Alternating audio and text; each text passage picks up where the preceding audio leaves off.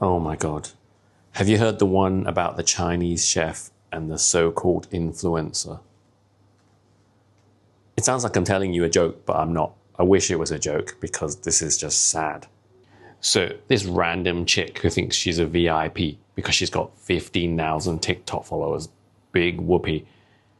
She freaks out after going to a restaurant expecting a free meal in exchange for promotion, and the chef turns her down, and she goes online and cries about it. And well, let me just show you what she says.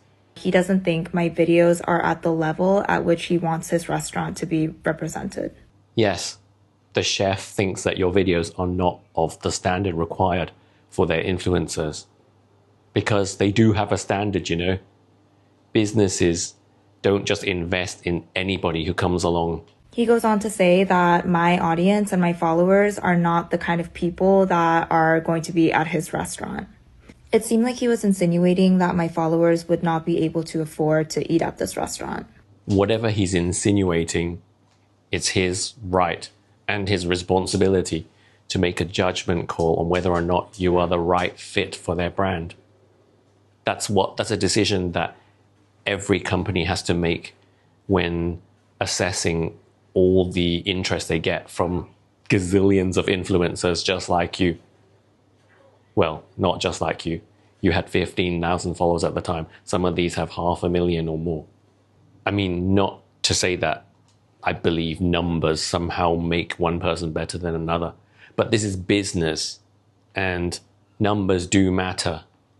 There's a conversion rate, you know.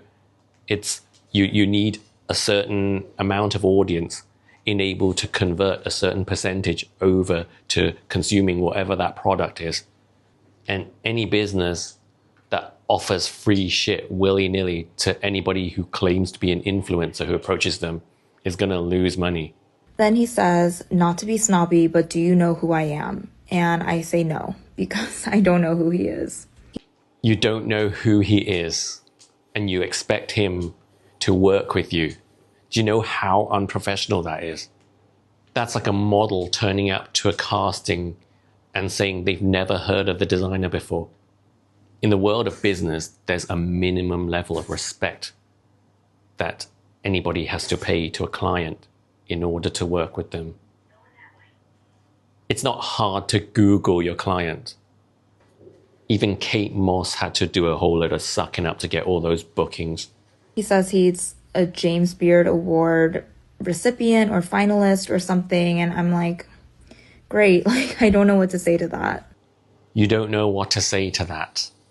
Yet you expect him to rely on you to promote his business, knowing nothing about it. Do you know how that makes you sound? And he said that his daughter has 600,000 followers on TikTok and that I'm not at that level. His own daughter has 600,000 TikTok followers and you 15,000, and you struggle with the concept that you're not at her level. I have 100,000 TikTok followers, and I wouldn't expect to just walk into a restaurant and be offered a gig. In this game, 100,000 is diddly squat. And I am humble enough to acknowledge this. His own daughter, who has 600,000, I'm sure she would have promoted the business for him too. And he would have seen how little return you get for that. Out of my 100,000 TikTok followers, who are spread all around the world, there's only a certain number of them who are in the city where the restaurant is located. And from that, and out of that, only a certain number of them have a liking for that type of food. And then a certain number of those people can afford it. With my 100,000, I'd be lucky to get 1 or 2 couples to go dine at his restaurant. And if you're like most influencers, trying to make the most of the opportunity, filling up your table with all kinds of things to sample, you probably cost the restaurant more than that couple will spend on their meal because they actually have to pay for it. He keeps going on. He says that my cooking videos are homey, but he doesn't think I understand what they do at that restaurant. At this point, I'm crying and I want to get out. So I tell him that I'm no longer interested in doing the collab. Yes, he is a chef, an experienced chef. So he probably does have the judgment to be able to look at your homey videos and determined that they're not aimed at the same audience as the people who would dine at his restaurant. He's entitled to make that call. And for you to cry about it afterwards, it just shows that your parents didn't raise you properly. Back in the day, our parents would have got that feather duster out if their kids showed this level of arrogance and narcissism.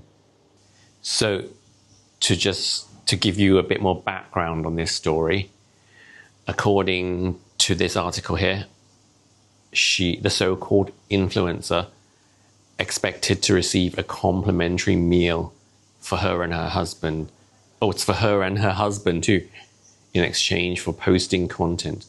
But after arriving alone early and starting to record while waiting for her husband, she overheard this other guy behind the counter questioning the host why she had been invited and criticizing her follower count. I would too if they had 15,000 followers. Most businesses will not consider working with an influencer if they have less than like 500,000. Like, I'm talking serious businesses. I mean, it's different if we're talking about some kid who lives in his mom's house running a streetwear brand. But I'm talking proper businesses who do their accounts, who have investors, who have a marketing strategy. So the chick leaves the restaurant crying and shaking, and she posts a video about it on her TikTok, which then blows up and it gets like millions of views. And ironically, she goes from 15,000 to something like 400,000 followers. But again, those followers are no use to the restaurant because they're the kind of people who get off on this type of perpetual victim nonsense, and they're not going to spend money. I mean, that just shows you the sad state of social media. Speaking as somebody who is a social media creator, but I would never call myself an influencer. The fact that some random just has to cry and moan about some trivial nonsense, then bingo, you've got 500,000 followers. 500,000 like-minded people who also love wallowing in their make-believe oppression. Actually, the figures are even worse than what I said. The video received more than 22.7 million views. And the public eventually identified the restaurant and the man behind the counter and the chef, whose name is Luke Sung. And this led to a wave of negative reviews on Google and Yelp, and celebrities joined in to back her. I freaking hate celebrities. With actor Jamila Jamil writing, "Love how badly this has gone for them." Wow. Classy. You love seeing someone's business suffer. And that's what happened.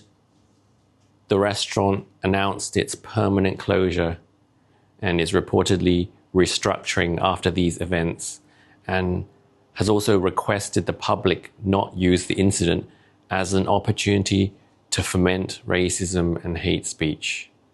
God, this world sucks, doesn't it? You know, I don't even tell people I do social media because it's embarrassing. I don't want to be associated with these kind of people. Every now and then I get recognized on the street, which is lovely. It's so heartwarming to meet strangers, to hear your kind words, because everyone I've met has been so supportive of what I do. But I don't go around announcing it.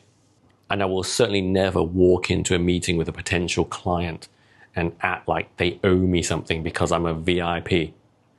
That's why a lot of employers moan about how this generation is just unemployable, because they just have no sense of reality and an inflated sense of self-worth. Obviously, I'm not saying the entire generation, that sounds awful, but people like this, just an embarrassment, really. Anyway, what do you think? Do you agree with me, or do you agree with her? Do you think they shouldn't have gotten away with treating her like this, or do you think they had a right to make that call? Let me know in the comments. And as ever, please like, share, engage, subscribe, follow. Thank you so much.